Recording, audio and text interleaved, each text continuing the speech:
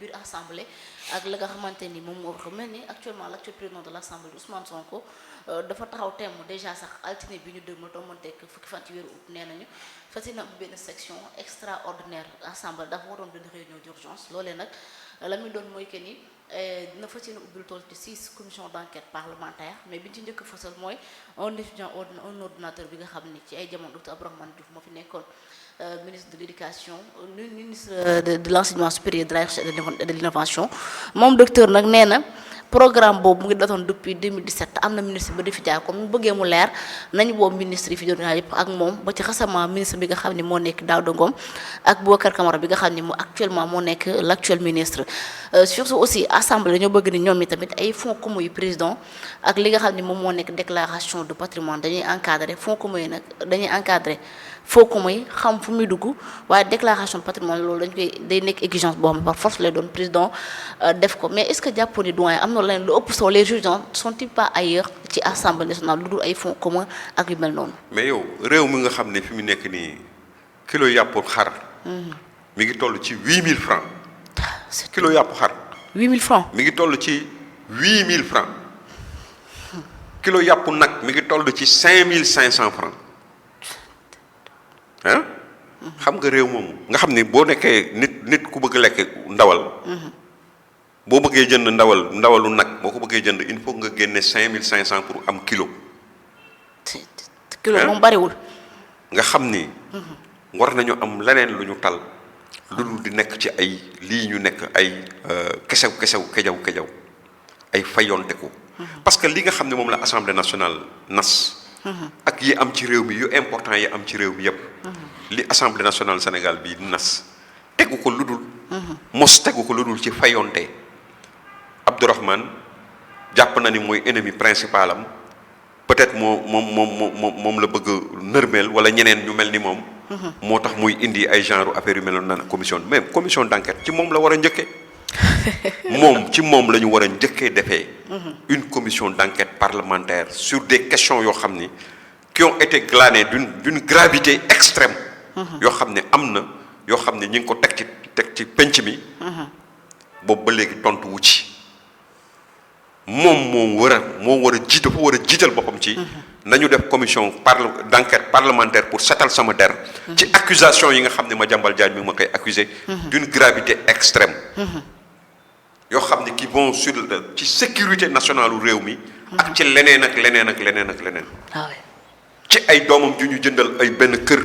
nga xam ni dafa ni dafay renégocier ay affaires te renégociation yi dafa am ay dessous de table d'après ce que Madiambal Diagne a dit te boobu ba léegi dégguñu ko mu def ci benn sortie moom moo war a demander une commission d'enquête parlementaire pour loolu leer ba noppi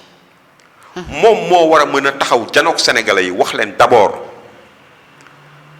lu tax fan la lan mooy ndayu mu taxaw naan mësul am fond politique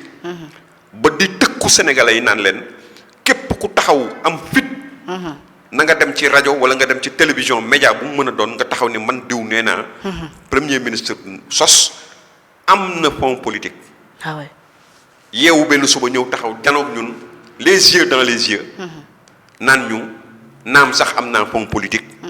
yu tolloog 1,705 nangam ndekete dafa sàcc film bi waxuñu ni ñetti weer yu nekk lay am loolu 1,700 bañ ko xoolee xayma ko nit ñi li ñu wax mooy mi ngi toll ci 14 milliards yoo xam ni ba mu fi nekkee 2 ans yi mu fi nekk engloutir na 14 milliards yoo xam ne dugg na ci gafakaam yoo xam ni ca moment boobu mu am ay doomu Sénégal yoo xam ni lu ñu yeyoo lu ñu moom muy ay étudiants ay ndongo moom mu doon wax naan Sénégal kenn waru fi jàpp étudiant wala ñu rey fi étudiant wala ñu duma fi étudiant parce que day laaj bourse moo ko doon waxal boppam tey mu dem taxaw janook àddina si yépp nii man maa santaane ñu dem université song étudiants yi ba benn doomu Sénégal dee ci génn ci àddina muy xale bi baabu Abdourahmane Ba xamu Babacar Ba Abdoulaye Ba n'est-ce pas yal na ko yàlla yërëm amiin inchallah donc moom moo ñu war a wax naka la mën a amee 14 milliards yoo xam ne mi ngi ko def ci gafakaam ci 2 ans xale yi seen bourse boo ko xaymaa en tout et pour tout weesuwul 5 milliards moom mi doon waxu don de soi moom mi doon wax naan du ma fayeeku moom du ma wax du ma nangam du ma lii du ma lale lu tax jamono jooju jëkkatiwul fonds yooyu nga xam ne moom mi ngi ko yoree de manière indue parce que amul benn député à l'Assemblée nationale bu confirmer nii loolu voté nañ ko à l'Assemblée nationale wax ne moom fan la ko jëlee donc moom si boppam amel nañu tontu même le président de la République aussi sa responsabilité est engagée le ministre des Finances le ministre des Finances sa responsabilité est engagée comment se fait-il que cet homme-là puisse bénéficier de ça te jaarul ci Assemblée nationale mu ñëw taxaw am tuppewu naan day def enquête sur un tel ou sur un tel gis nga le président Bassirou Faye ce qu'il doit comprendre aujourd'hui c'est que pour la stabilité du Sénégal bi muy wut de bonne foi man jàpp naa ne mi ngi wut la stabilité du Sénégal parce que nit ki ci kàddoom man laa koy jàppee ba muy war kàddoom comme nee na mi ngi wut la stabilité du Sénégal cette stabilité commence par la dissolution de cette Assemblée nationale ñii ñi ngi lekk suñu xaalis de manière indue la majorité de ces députés pas tous les députés mais cette majorité écrasante de Pastef parce que nekk luñ fi lu dul seen bopp lañ fi nekkal nekk luñ fi askan bi ils ont trahi leur mission ils sont au service d'un homme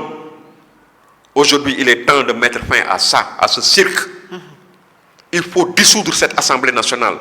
le plus rapidement possible quoi que ça puisse coûter il faut effectivement mais dissoudre cette Assemblée loolu mooy dëgg. am na ñu ko réclamé de parce que jàpp nañ sa assemblée mais parce que nekk fi tey une assemblée nationale bu nga xam ne le président de l'Assemblée nationale il est là-bas. di attaquer le président de la République. ñoom qui se regardent en chien de faïence ces deux institutions. mais ça ce n'est pas acceptable. Sénégal loolu mooy tax bailleur de fonds dëgg. du ñu ñëw ci biir réew mi ñi nga xam ne dañu amee seen alal investissement bi déggoo li ma la wax léegi 1700 milliards sous Macky Sall. ci la tolloon d'investissement étranger aujourd'hui on est à 20 milliards pour un pays bu nga xam ne qui a besoin d'investissement qui a besoin de travail qui a besoin que nit ñi am lu ñuy jàpp téye ci tey ñu ngi toll ci situation bu mel noonu loolu nag li ko mën a dindi mooy stabilité jàmm am ci réew mi mais te loolu pour mu mën a am il faut que mu Assemblée nationale bii nga xam ne dafa nekk di def bras de fer ak l'exécutif ñu daal di ko fi jëlee lu mu gën a gaawee. loolu daal mooy dëgg quoi. incha allah espérons que ni dinañ ko fi jëlee mais jàpp nañ tamit ñoom li ñu bëgg c'est lu rafet la aussi que le président bi buy génn mu def sa déclaration de patrimoine. mais xam nga foofu y a beaucoup de Sénégalais yoo xam ni dañu seen xel dafa mel ni xelu picc la ñu yore quoi comme ils ont des cervelles de moineaux. yow le président Diomaye Faye bi muy dugg bi muy def déclaration de patrimoine am. ba pare publier ko non seulement il a fait sa déclaration de patrimoine